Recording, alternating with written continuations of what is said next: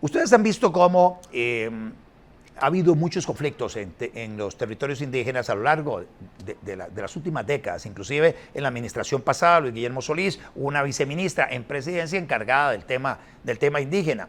Y esta persona iba, esta viceministra, a azuzar a los indígenas a que básicamente se metieran en propiedad privada dentro de los territorios indígenas para tomar esos territorios.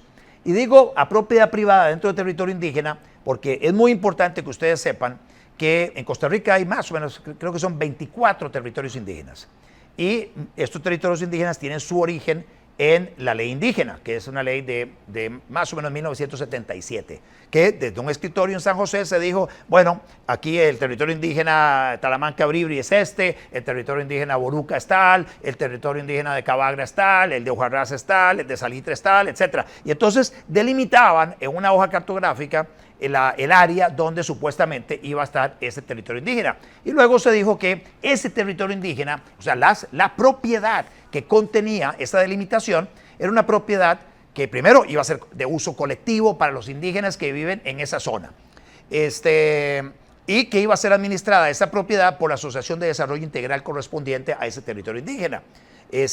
Básicamente se acaba el concepto de propiedad privada en esas jurisdicciones indígenas.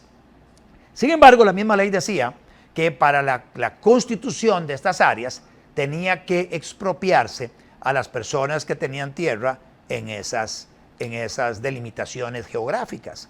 Bueno, adivinen cuántas expropiaciones se han hecho desde que se creó la ley indígena. Bueno, ninguna.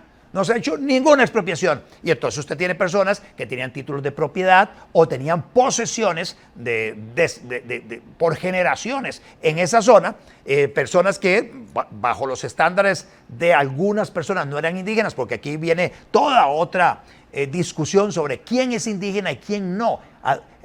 ¿Cómo se determina quién es indígena? ¿Es por la forma en que luce o requiere de algo más? O sea, ¿cómo determina el derecho civil quién es indígena para ser el heredero o el posible beneficiario de una tierra comunal en un territorio indígena? Bueno, ese tema no lo dilucida la ley indígena. Aparentemente la manera de resolverlo es involucrando al Consejo de Sabios de cada uno de los territorios indígenas, que es a los ancianos, que más o menos ellos conocen la historia de cada quien y podrían determinar si este es indígena, este no es indígena. Y está el tema de si es hijo de mujer indígena, entonces ahí sigue cierta línea, y si no, bueno, hay unas discusiones que todavía no se han dilucidado en relación a quién es indígena y quién no. Además, yo conozco una persona, que es muy amigo mío, una persona alta, además es medio pelirrojo, medio rubio, él, casado, allá en la zona de Buenos Aires, casado con una mujer boruca, pequeñita, como de 1,5 metros, tuvieron sus hijos. Bueno, la pregunta es, ¿los hijos de este señor Carlos Piedra son indígenas o no son indígenas?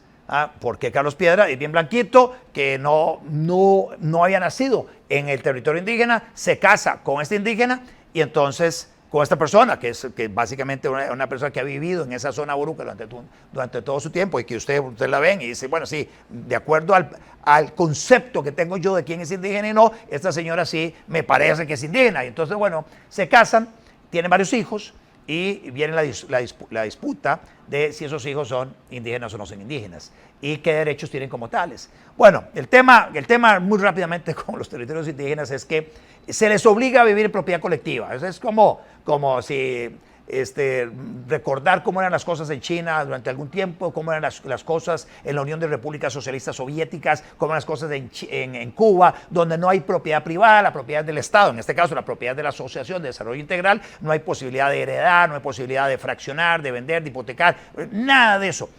No hay posibilidad de que una familia le meta mucho cariño a una porción que tiene asignada para ver de qué forma mejora las plantaciones, mejora la casa, mejora el entorno, etcétera, con el propósito de luego heredarlo. Eso no funciona así en los territorios indígenas. Se le está obligando a vivir bajo el concepto de propiedad colectiva y eso me parece que es una arrogancia basada en prejuicios muy fuertes de quienes estuvieron detrás de la ley indígena, diciendo que esa es la forma en que los indígenas deben vivir, porque supuestamente quienes hicieron eso dijeron, es que ellos han vivido bajo un esquema de propiedad colectiva, entonces nosotros, acá los no indígenas, vamos a obligarlos a ellos a vivir bajo un sistema de propiedad colectiva.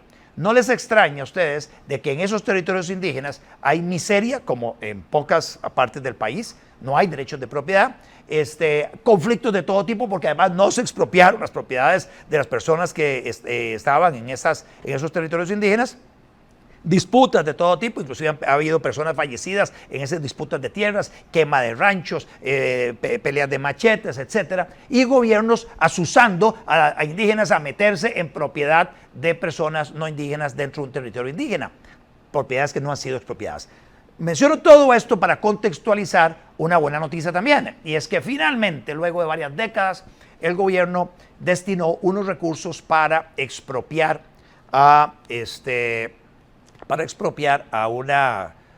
unas personas dentro de algunos territorios indígenas. Me refiero a territorios en Guatuso, en Cabagra, dineros del INDER, que supuestamente la ley están dispuestos para eso, se están destinando para pagar algunas de estas tierras, lo mismo que unos dineros en el MAC. Son como 3.200 millones de colones que se van a utilizar para eso. Lo que correspondía es, si no hay dinero para expropiar, que es la misma regla que se aplica para